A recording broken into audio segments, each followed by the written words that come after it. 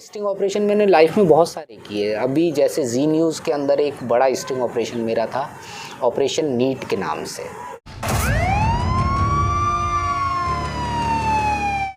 NEET की परीक्षा से पहले ही एमबीबीएस की सीट बिक जाती है। पूरे देश में इस तरह के दलालों का एक नेटवर्क है। एक खुफिया रिपोर्टर मनवीर सिंह चुड़ावत को इस पूरे चाल का एक सिरा मिला। बहुत बड़ा खुलासा, बहुत बड़ा असर। मानवीर ने ही ये स्टिंग ऑपरेशन किया। एक समुदाय जो है वो देश भर में घूम करके जो बहुत छोटी उम्र की बच्चियां हैं उनको अगवा करके ये लोग लेकर के आते हैं। ऑपरेशन गुड़िया के बाद 6 बच्चियों को नया जीवन भी मिला है। उनको स्टेरॉइड दिया जाता था और फिर उसको वेश्यावृत्ति के धंधे में धकेला जाता था। कि जब ये प्रसारण हुआ, राजस्थान गवर्नमेंट उस मामले में गंभीर हुई। कहते हैं कि एक छोटी सी सार्थक पहल किसी की भी जिंदगी बदल सकती है। बड़ा खुलासा आप देख रहे हैं। अजमेर के व्यक्ति का भी पैन कार्ड बना करके देखा।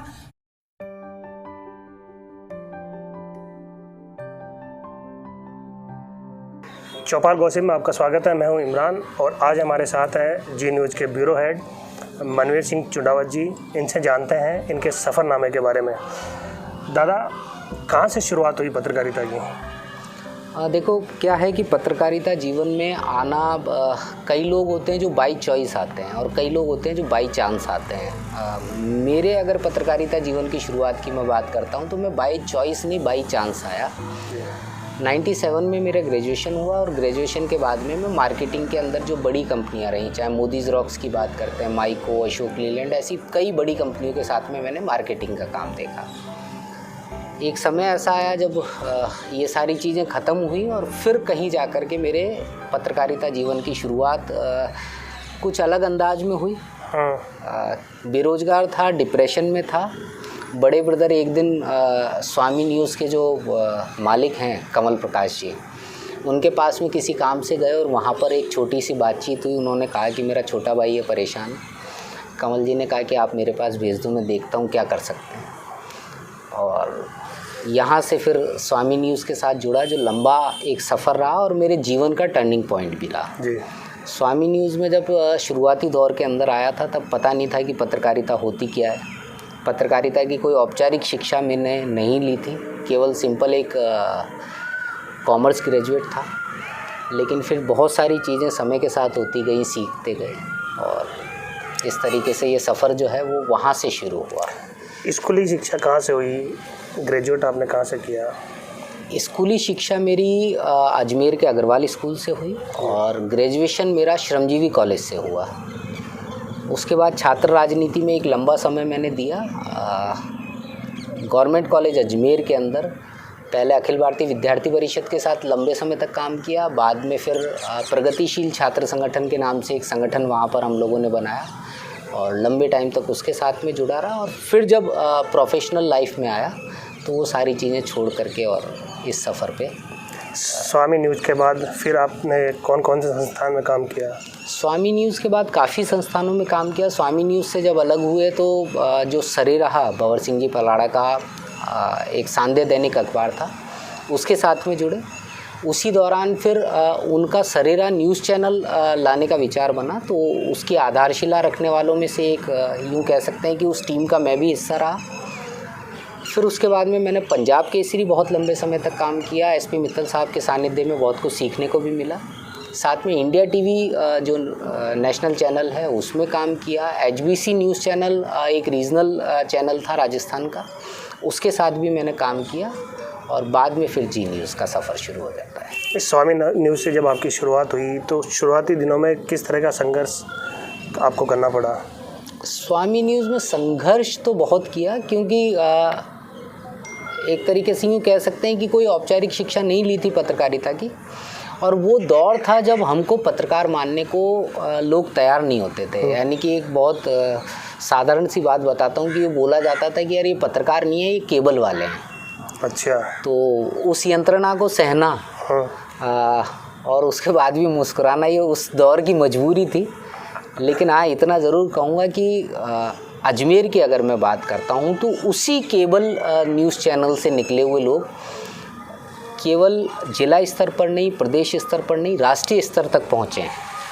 यानी कि स्वामी और सरीरा संस्थानों से जिन लोगों ने अपना सफ़र तय किया, बहुत सारे ऐसे नाम हैं जो आगे बढ़े यहाँ से। लेकिन वो दौर था कि जब हमको पत्रकार के रूप में नहीं लिया जाता था। यानी कई बार तो हमको मुंह पे सुनने को मिलता था कि यार ये लोग वो हैं जो खबरों के माध्यम से मनोरंजन करते हैं, इनमें खबरों की समझ नहीं है। तो ये सारी चीज़ें थी। लेकिन हाँ, जहाँ तक खबर की बात है, जब जुड़े तो बचपन से पिताजी के साथ में बैठ कर के न्यूज़ चैनल देखने का शौक़ रहा, उसका फ़ायदा मिला। पहले दिन की बात मैं बताता हूँ, साथी का नाम तो उजागर नहीं करूँगा, लेकिन वो किस्सा क्या है कि वो मेरे को पूरे जीवन याद रहता है। इसलिए आज क्योंकि तमाम दर्शकों के सामने पहली बार अपनी बात को कहने का मौका मिल रहा है जी। सुरेंद्र चतुर्वेदी जी हेड हुआ करते थे, संपादक थे स्वामी न्यूज़ के। पहले दिन जब मैं गया तो उन्होंने मेरे को नया चेहरा देख के पूछा कि भाई आप क्या कर रहे हो यहाँ पे। तो मैंने कहा साहब कमल जी ने बोला है पत्रकारिता सीखनी है इसलिए आया हूँ। बैठे बैठे सीख जाओगे क्या।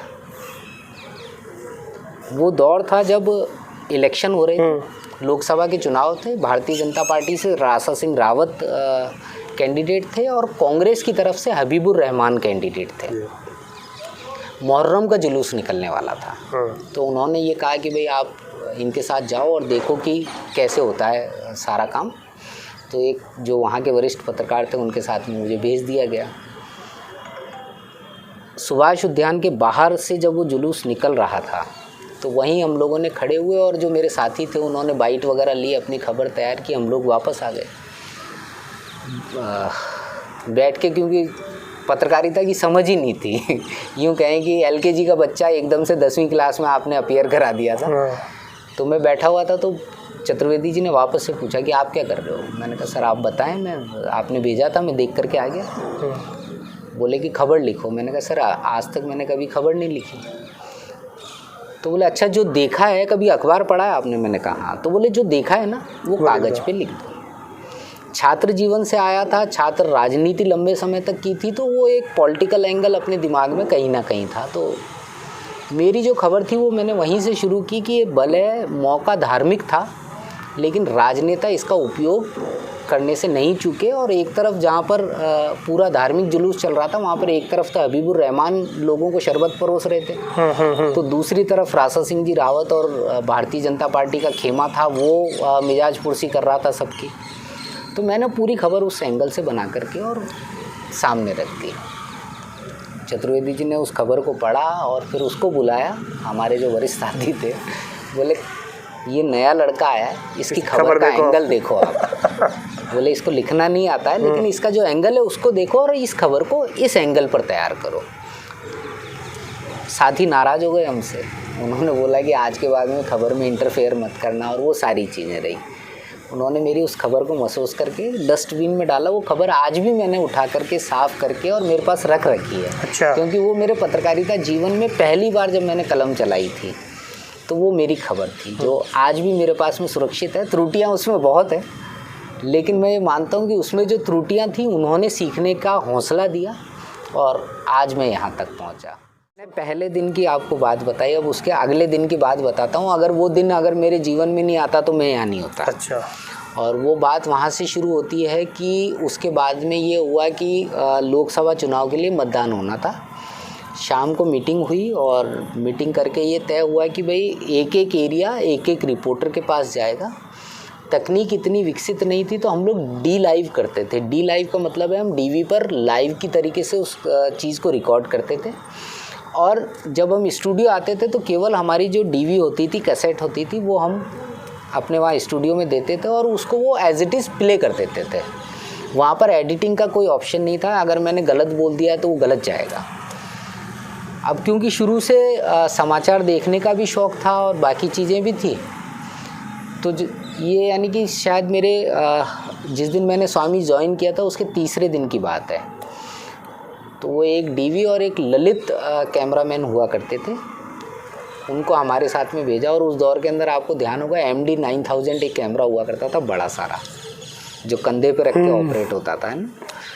तो ललित जी के साथ में मुझे भेज दिया गया और मुझे ध्यान है कि अच्छा, सोफिया कवर करने के लिए आप अकेले जाओ, ये हाँ, कैमरा मैन ले जाओ साथ, कैमरा मैन ले जाओ। और सोफिया दूसरा कॉलेज, दिन? हाँ, तीसरा दिन सोफिया कॉलेज हम लोग इस केंद्र पर आए तो उन्होंने कहा कि भाई आप शुरू करो। तो मैंने कहा यार क्या करूँ तो फिर मैंने उनको साफ कहा, मैंने कहा ललित जी मुझे ये सब नहीं आता, आपको एक बार मुझे समझाना पड़ेगा।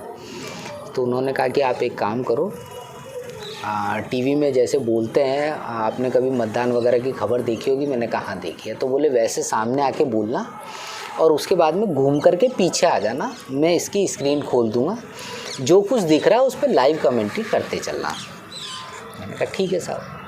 तो पहले कैमरे पे बोला कि भाई इस बूथ पर हैं, ये है वो है, और फिर उसके पीछे आ गया। फिर जैसे जैसे कैमरा पैन कर रहा था वैसे वैसे मैं बोलता चला गया। वो 1 घंटे की डीवी हमको भरनी थी। हम आए वापस से और हमने डीवी ला करके वहाँ दे दी। उसके बाद में हमको नई डीवी दी गई और हम वापस से निकल गए। जब वो डीवी कंप्लीट हुई और मैं वापस से स्वामी कॉम्प्लेक्स में जैसे ही मैंने कदम रखा तो यही वो नया लड़का है जो आया है। तो मुझे मन में डर लगा। मैंने कहा तो बहुत बड़ी गड़बड़ कर दी अपन ने। अच्छा क्या है कि 3rd फ्लोर के ऊपर हमारा ऑफिस हुआ करता था, तो सीढ़ियों से जब मैं जा रहा था तो वो सारी दुकानें हैं वहाँ पर। तो यही चीज़ मेरे को कंटिन्यू सुनने को मिली और मैं ऊपर पहुँचा। ऊपर सुरेंद्र चतुर्वेदी जी सामने खड़े हुए थे और सुरेंद्र चतुर्वेदी जी ने मुझे बुलाया, बोले मनवीर इधर आओ। मैंने आज तक मेरे जीवन में किसी लड़के को पहले दिन परमानेंट नहीं किया है। मेरी लाइफ में आप पहले शख्स हो जिनको कि मैं परमानेंट कर रहा हूँ। और वो सुन कर के मुझे लगा कि शायद ठीक ठाक है माहौल, कोई गलती नहीं हुई है। उसके बाद में मतदान जब कंप्लीट हुआ, पेटियाँ वहाँ पहुँच गई। अगले दिन फिर मुझे कहा गया कि आप जाओ और मतपेटियों की सुरक्षा को लेकर के खबर बनाओ। एक लंबा समय मैंने गवर्नमेंट कॉलेज में राजनीति की थी। उस दौर के अंदर काउंटिंग जो होती थी वो भी गवर्नमेंट कॉलेज में होती थी और स्ट्रांग रूम जो बनता था वो भी गवर्नमेंट कॉलेज में बनता था। तो जब मैं अंदर जाने लगा कैमरामैन के साथ तो बाहर गेट के ऊपर रोक दिया गया, आपके पास पास है क्या? मैंने कहा सर पास तो नहीं है। तो बोले आप अंदर नहीं जा सकते। तो मैंने कहा पास कौन इशू करेगा? तो बोले एसपी साहब इशू करेंगे। मैं ठीक है। वहाँ से एसपी ऑफिस आ गया इस आस में कि मुझे पास मिलेगा। अब एसपी ऑफिस आया तो एसपी साहब नहीं थे, एडिशनल एसपी साहब थे। उनसे बातचीत हुई तो उन्होंने कहा कि आप अंदर नहीं जा सकते। वो स्ट्रांग रूम में पेटियाँ पहुँच गई हैं और वहाँ पर कोई भी मीडिया कर्मी नहीं जाएगा। और हमने 3 लेयर की वहाँ पर सुरक्षा व्यवस्था बनाई है, परिंदा पर नहीं मार सकता। और इस तरीके से मैंने कहा ठीक है साहब ये बात आप कैमरे पे बोल दो। उस वक्त तक मेरे दिमाग में ये था कि यार मैं वापस जाऊंगा ना तो बॉस कहेंगे कि तूने खबर क्यों नहीं बनाई। हाँ, तो मैं उनको बता दूंगा कि साहब एडिशनल एसपी साहब ने ये बोला है, आप खुद सुन लो, अंदर नहीं जाने दे रहे। वो बाइट मैंने वहाँ पर उनकी रिकॉर्ड की और मैं वहाँ से बाइक उठाई। वही ललित जो मेरे साथ पहले दिन कैमरामैन थे वो मेरे साथ थे। फिर रास्ते में चलते चलते अचानक से आया। मैंने कहा ललित हिम्मत करोगे क्या? बोले करना क्या चाहते हो आप? मैंने कहा कुछ नहीं करना है, आप तो कैमरा रोल करके मेरे पीछे पीछे आ जाना, बाकी मैं कर लूँगा। गवर्नमेंट कॉलेज कहने के लिए 3 स्तरीय सुरक्षा व्यवस्था में था, लेकिन उस सुरक्षा में बहुत सारी खामियां थी। ये हमको पता था क्योंकि मैं उसी कॉलेज में राजनीति करता था, सब कुछ करता था। सेंट एंसलम स्कूल के पीछे से एक दीवार टूटी हुई थी गवर्नमेंट कॉलेज की, और उस दीवार से मैं मेरे कैमरामैन के साथ में लाइव वॉइस ओवर करता हुआ और ऑडिटोरियम तक पहुंचा। मैंने कहा कि जिला प्रशासन ये दावा कर रहा है कि ये मतपेटियाँ सुरक्षित हैं, 3 स्तरीय जो वो है सुरक्षा व्यवस्था, ये सारी चीज़ें यहाँ पर हैं।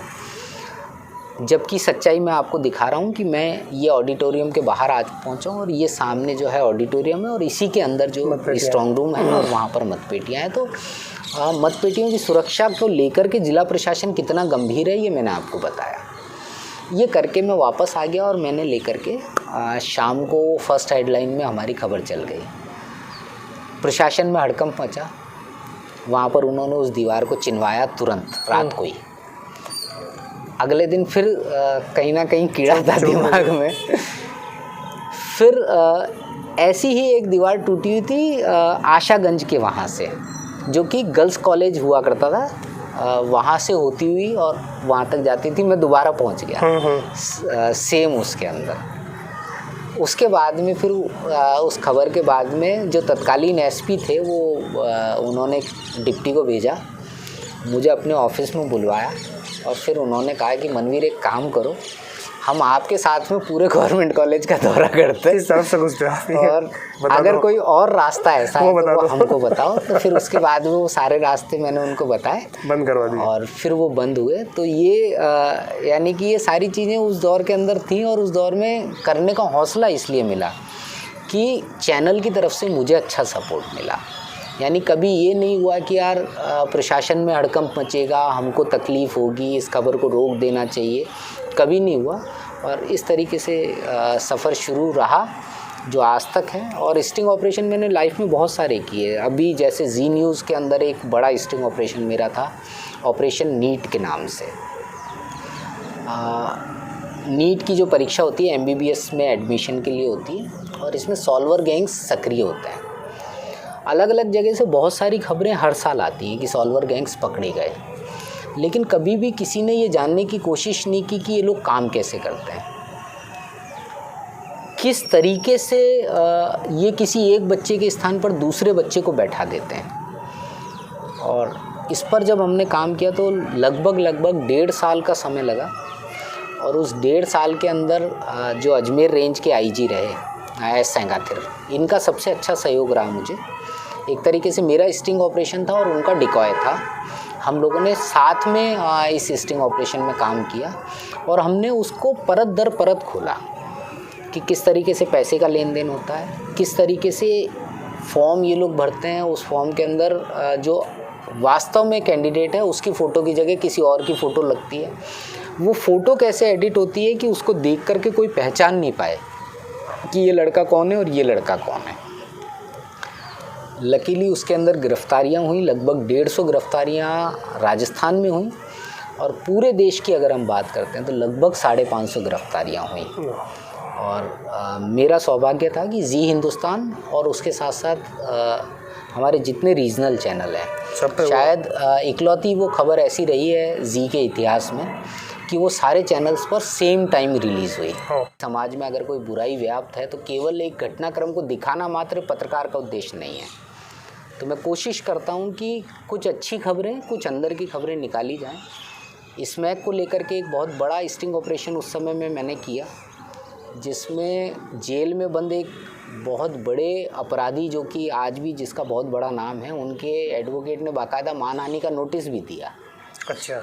50 लाख रुपए के मानहानि का नोटिस उस वक्त मुझे मिला कि आपने कैसे उनका नाम ले दिया, वो जेल में बंद है। और जबकि उस खबर का एक एंगल ये था कि वो जेल में बैठ करके नशे का कारोबार किस तरीके से कर रहे हैं, उसकी पूरी तथ्यात्मक जानकारी हमने उसमें दी थी। फिर एक फर्जी डॉक्टर्स को लेकर के स्टिंग उस दौर में किया कि किस तरीके से ग्रामीण क्षेत्र के अंदर तो हम ये समझते हैं कि चिकित्सा सेवाएं अच्छी नहीं हैं, इसलिए फर्जी डॉक्टर्स वहाँ पर काम करते हैं। और कहीं ना कहीं सरकार का फेलियर भी है कि हम ग्रामीण क्षेत्र के अंदर चिकित्सा सेवाएं नहीं दे रहे हैं, इसलिए बंगाली डॉक्टर्स और तमाम तरह के फर्जी डॉक्टर जिनके पास में कोई डिग्री नहीं है, वो लोग वहाँ काम कर रहे हैं। लेकिन शहरी क्षेत्र के अंदर भी बड़ी संख्या के अंदर जो फर्जी डॉक्टर्स काम कर रहे हैं। आयुर्वेद रत्न और आयुर्वेद विशारद मेरे जन्म से पहले सरकार ने बंद कर दी, और आज भी आप देखेंगे तो बहुत सारे जो डॉक्टर्स हैं उनकी क्लिनिक के ऊपर आपको आयुर्वेद रत्न और आयुर्वेद विशारद की डिग्रियां मिल जाएंगी। 1972 में जो डिग्री बंद कर दी गई, उसको बेस करके आज भी लोग प्रैक्टिस कर रहे हैं, और जो प्रैक्टिस कर रहे हैं उनकी उम्र मुश्किल से 28-30 साल है, यानी कि वो उस दौर में पैदा ही नहीं हुए थे जब वो डिग्री बंद हो गई। काशी हिंदू विश्वविद्यालय के माध्यम से वो डिग्री दी जाती थी, आज भी उसका उपयोग हो रहा है। तो उसको लेकर के भी एक बड़ा स्टिंग ऑपरेशन उस दौर में मैंने किया। ऑपरेशन गुड़िया बेसिकली मेरा स्टिंग ऑपरेशन नहीं था, मेरे जो कोटा संभाग के प्रभारी हैं हिमांशु मित्तल, वो उनका स्टिंग ऑपरेशन था। लेकिन हाँ, उसमें क्योंकि अजमेर का एक पार्ट था तो उनके साथ मैंने भी काम किया। वो भी कहीं ना कहीं मैं ये कहता हूँ कि मेरे जीवन का एक बड़ा स्टिंग ऑपरेशन कह लेता हूँ या खबर कह लेता हूँ जो इम्पैक्टेबल थी। इम्पैक्टेबल इस नाते मानता हूँ मैं उस ऑपरेशन में बेसिकली हमने ये दिखाने की कोशिश की थी कि किस तरीके से एक समुदाय जो है वो देश भर में घूम करके जो बहुत छोटी उम्र की बच्चियां हैं उनको अगवा करके ये लोग ले करके आते हैं। उनको बाद में आपका जो सावर के पास में एक जगह है नापा खेड़ा में उन लोगों के अड्डे हैं, वहाँ पर उन लड़कियों को रखा जाता था, उनको स्टेरॉइड दिया जाता था। स्टेरॉइड इसलिए देते थे कि 12-13 साल की उम्र में जब बच्चियाँ परिपक्व नहीं मानते हैं, हम लोग उनको बच्चे ही मानते हैं, उनको 12-13 साल की उम्र तक इतना स्टेरॉइड दिया जाता था कि उनका शरीर जो है एक यूँ कह सकते हैं कि एक युवती या एक औरत जैसा हो जाता था और फिर उसको वेश्यावृत्ति के धंधे में धकेला जाता था। जो इसमें हमारे पास में तथ्य थे वो बहुत स्ट्रॉन्ग थे और उसके आधार पर हमने नापाखेड़ा जाकर भी स्टिंग किया, उस अड्डे पर भी गए, वहाँ पर देखा, सारी चीज़ों को हमने वहाँ पर रिकॉर्ड भी किया। इम्पैक्टेबल इसलिए मानता हूँ क्योंकि जब ये प्रसारण हुआ, राजस्थान गवर्नमेंट उस मामले में गंभीर हुई। मोनिका सेन जो IPS हैं उनको प्रभारी अधिकारी लगाया गया केवल उसके लिए, और अनुश्री उज्जैनिया जो डिप्टी थी उनको इस काम के लिए लगाया गया। कई गिरफ्तारियां हुई और अच्छी बात यह है कि 6 बच्चियां वहां से रेस्क्यू की गई उस एक अड्डे से। देश भर में पता नहीं इन लोगों के कितने अड्डे होंगे, लेकिन उस अड्डे से 6 जो लड़कियां थी उनको रेस्क्यू किया गया। उनको यहाँ पर अजमेर में नारीशाला रखा गया और जैसा बाद में मेरी जानकारी है कि उनमें से 4 बच्चियों के जो माता पिता थे उनकी तलाश की गई और उनको सौंपा गया। 2 बच्चियां आज भी वहाँ पर रह कर के पढ़ाई कर रही हैं और अपने जीवन को सुधार रही हैं। अदरवाइज़ वो जीवन भर एक उस दंश को भुगतती जिसमें उनकी कोई गलती नहीं थी। दादा, डर नहीं लगता स्टिंग ऑपरेशन करते हुए या बाद में धमकियाँ नहीं आती? धमकियाँ आती हैं, डर जैसी कोई चीज़ नहीं है। कारण ये है क्योंकि क्या होता है, अपराधी हमेशा स्वयं डरपोक होता है और जब डरपोक वो है तो हमें डरने की ज़रूरत नहीं है। बातें ज़रूर होती हैं। जैसे स्मैक वाला जब मैंने किया था तो अजमेर में एक कुख्यात इलाका है शीशा खान पीर रोड, वहाँ से वो पूरा नेटवर्क चलता था इनका। उस दौर में हमारे पास में संसाधन भी नहीं होते थे। मोइन कादरी कैमरामैन हुआ करते थे स्वामी न्यूज़ के। 3 रात और 3 दिन हमने 4 मंजिला इमारत के ऊपर चढ़ कर के और वो जो स्मैक पीते थे उनको कवर किया। बाद में फिर हौसला करके उनके पास गए, उनसे बातचीत की, सारी कैमरे पे रिकॉर्ड भी की। हमने उस जगह को भी दिखाया जहाँ से वो बेची जाती थी स्मैक। उसके बाद में जब उसका प्रसारण हुआ तो करीब 3-4 दिन तक ये माहौल बना कि एक STD PCO से फ़ोन आता था, गालियाँ बकी जाती थी, धमकी दी जाती थी। लगता था कि यार ये क्या बवाल हो गया।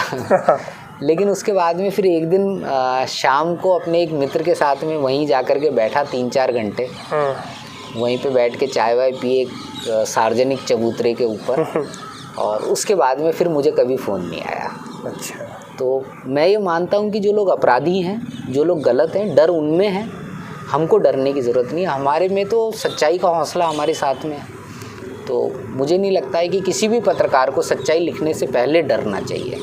डरेगा सामने वाला अगर वो गलत है तो। केबल वाले हैं, आज ब्यूरो हेड हो, कोई अंतर नहीं है। मैं आज भी इस बात को कहता हूँ और बड़े गर्व से कहता हूँ कि जिस दिन यहाँ से मेरी सेवाएं समाप्त होंगी, क्योंकि आज नहीं कल होंगी उम्र के हिसाब से या बाकी किसी उस पे, तो भविष्य में मुझे वापस से वहाँ आने में कोई संकोच नहीं है। क्योंकि जो लोग मुझे ये कहते थे कि केबल वाले हो, वो नज़रिया मेरा नहीं है। मैं आज भी मानता हूँ कि चाहे यूट्यूबर्स हों, चाहे ब्लॉगर्स हों और या फिर केबल न्यूज़ चैनल के लोग हों, वो आज भी उनमें से बहुत सारे अच्छे लोग हैं जो अच्छी पत्रकारिता कर रहे हैं, जो शायद नेशनल मीडिया के कई बड़े पत्रकारों से बेहतर कर रहे हैं। तो ये कह देना भर कि यार ये तो केबल वाले हैं, उस चीज़ का मैं समर्थन नहीं करता। भविष्य ने मौका दिया, ज़िंदगी ने मौका दिया, और यहाँ से जब प्रस्थान होगा तो ज़रूरत होगी तो वहाँ जाने में मुझे संकोच नहीं है। अजमेर से काफ़ी पत्रकार निकले हैं जो बहुत बड़े बड़े लेवल पे पहुँचे हैं। कौन कौन से पत्रकार हैं? बहुत सारे जो आपके साथ भी रहे। बहुत सारे पत्रकार हैं जी। यानी कि मेरी लाइफ को यहाँ तक लाने वाले जिनका नाम मैं सबसे पहले लेना चाहूँगा, पुरुषोत्तम जी वैष्णव जो जी न्यूज़ के CEO हैं, वो अजमेर से हैं। यहाँ से उन्होंने पत्रकारिता का दौर शुरू किया और आज राष्ट्रीय स्तर के ऊपर जो उनका मुकाम है, मैं नहीं मानता कि शायद और किसी का होगा। उन्हीं ने हाथ पकड़ करके मुझे यहाँ तक स्थापित किया। मेरे जीवन में उनका बहुत बड़ा योगदान है। जी न्यूज़ के जो एडिटर हैं मनोज माथुर, वो अजमेर से हैं। जी न्यूज़ राजस्थान के जो एडिटर हैं, अखिल भारतीय विद्यार्थी परिषद में उन्होंने यहाँ लंबे टाइम काम किया। सेंट जॉन्स स्कूल से उन्होंने अपनी पढ़ाई की, उसके बाद में गवर्नमेंट कॉलेज से ग्रेजुएशन की और आज देख सकते हैं कि वो किस मुकाम पर हैं। इंदु शेखर जी पंचोली बहुत बड़ा नाम है, जो न्याय से सफ़र शुरू करके और आज राष्ट्रीय स्तर के ऊपर उनका जो मुकाम है वो भी अपने आप में रेखांकित किया जाना चाहिए। वीरेंद्र आर्य बहुत बड़ा नाम है, जो कि अजमेर में पत्रकारिता करते हुए यहाँ से बाहर गए और राष्ट्रीय स्तर के ऊपर उनका अपना वो है। तो ऐसे बहुत सारे लोग हैं, यानी बहुत सारे ऐसे बड़े हैं जिनको कि शायद हो सकता है कि अभी मेरे जहन में नाम नहीं आ रहे हैं, लेकिन अजमेर की पत्रकारिता मैं ये मानता हूँ कि कम से कम राजस्थान के अंदर अलग से रेखांकित की जानी चाहिए और बहुत बड़े बड़े चेहरे, और पत्रकारिता को अजमेर का जो योगदान है वो बहुत बड़ा है। ब्लॉगर के रूप में अगर आप देखेंगे, एसपी मित्तल साहब हैं जो पूरे देश भर में पढ़ा जा रहा है उनके ब्लॉग, तो ये कैसे उनके साथ भी आपने काम किया है, कैसा अनुभव रहा एसपी मित्तल साहब के साथ काम करने का? एक गुरु कैसा होना चाहिए पत्रकारिता में, अगर उसकी मैं बात करता हूँ तो एसपी मित्तल साहब से अच्छा व्यक्ति या अच्छा नाम मेरे जहन में नहीं आ सकता। जो प्रिंट मीडिया है उसको मैं आज भी, इलेक्ट्रॉनिक मीडिया में शुरू से रहा मैं, लेकिन मैं ये मानता हूँ कि आपकी जो शैली जो विकसित होती है ना वो प्रिंट में होती है, और मेरी लिखने की शैली को विकसित करने का श्रेय अगर जाता है तो एसपी मित्तल साहब के साथ जाता है। उन्होंने बहुत कुछ सिखाया, और जैसे कि एक छोटे बच्चे को मार्ट साहब बैठा करके खुद बोलते हैं और उसको लिखना सिखाते हैं कि भाई ये लिखो, तो वो खबर बोलते थे और मैं उनकी खबर को लिखता था, और फिर वो मेरे से सवाल जवाब करते थे कि इसमें मैंने ये लिखा है तो क्यों लिखा है पता है आपको? पहले हेडिंग लिखो, फिर उसके बाद में खबर को लिखो, और खबर किस तरीके से आगे बढ़नी चाहिए, उसमें जो तथ्य हैं वो कैसे समाहित होने चाहिए। बहुत सारी चीज़ें ऐसी हैं बहुत बारीकी के साथ में, और केवल मुझे ही नहीं, बहुत सारे लोगों को उन्होंने सिखाया अजमेर में। और ये कह सकते हैं कि आज बड़े बड़े स्तर पर जो लोग बैठे हुए हैं वो एसपी मित्तल साहब के हाथ से निकले। जब आप स्वामी न्यूज़ या सरेरा न्यूज़ में काम करते थे, दरगाह क्षेत्र में जब आप कवर करने जाते थे, तो ये जो बड़े मीडिया संस्थान हैं उनको आप देखकर आपके मन में भी विचार आते थे?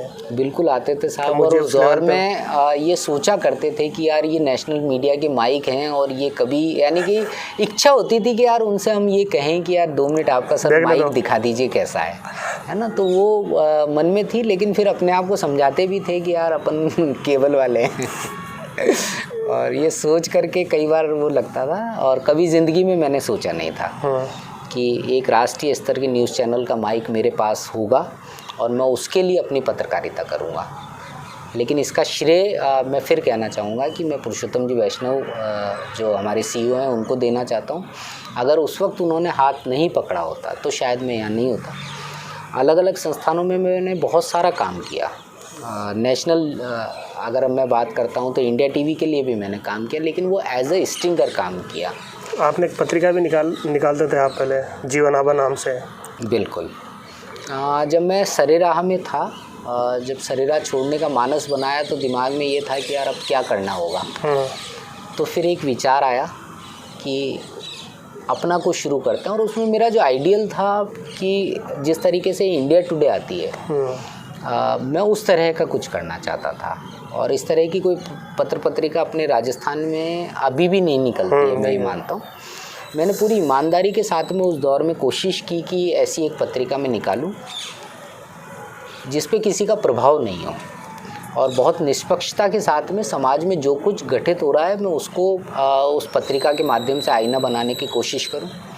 लंबे समय तक मैंने उसका प्रकाशन भी किया, लेकिन बाद में समझ में आया कि अखबार निकालना, पत्रिका निकालना ये एक विषय हो सकता है, लेकिन उसका जो अर्थ प्रबंधन है वो हर किसी के लिए संभव नहीं है, और इसीलिए उसमें मैं फेलियर रहा। बाद में फिर मैंने उसको बंद किया, और फिर मैंने जी न्यूज़ ज्वाइन किया। तो लंबे टाइम तक उसका प्रकाशन मैंने ज़रूर किया और कोशिश ये की कि जो मन में है वो सारी चीज़ें तथ्यात्मक स्वरूप के अंदर सामने लोगों के रखूँ।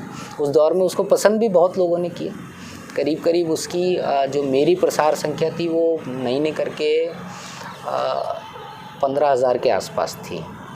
लेकिन फिर मुझे वो सब कुछ पैक करना पड़ा और वापस से नए सफ़र पर। कई बार ऐसा होता है, कुछ प्रेशर आ जाता है, ऐसी परिस्थिति में आप किनसे बातें शेयर करते हो?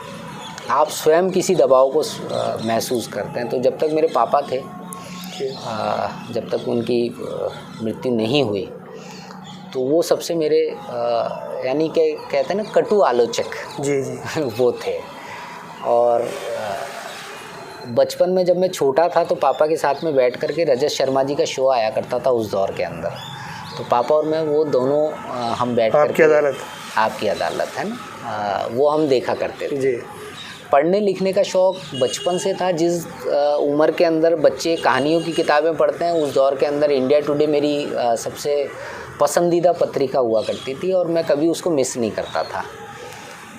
तो जब मैं किसी खबर को बनाता था, शाम को टेलीकास्ट होता था स्वामी न्यूज़ के ऊपर और मैं घर पहुंचता था, तो फिर पापा मेरे को बैठा करके समझाते थे कि आपने इस खबर में गलतियां कहाँ की है। और वो इतनी गंभीरता के साथ में मेरी कमियों को निकालते थे जो शायद उनके जाने के बाद में मेरे को कोई व्यक्ति नहीं मिला कि मेरी उन कमियों के ऊपर वो करे। वो मुझे बताते थे कि आपने इस शब्द का उपयोग इस उसके अंदर 4 बार किया है, बेहतर होता है कि इसके किसी पर्यायवाची का उपयोग करते।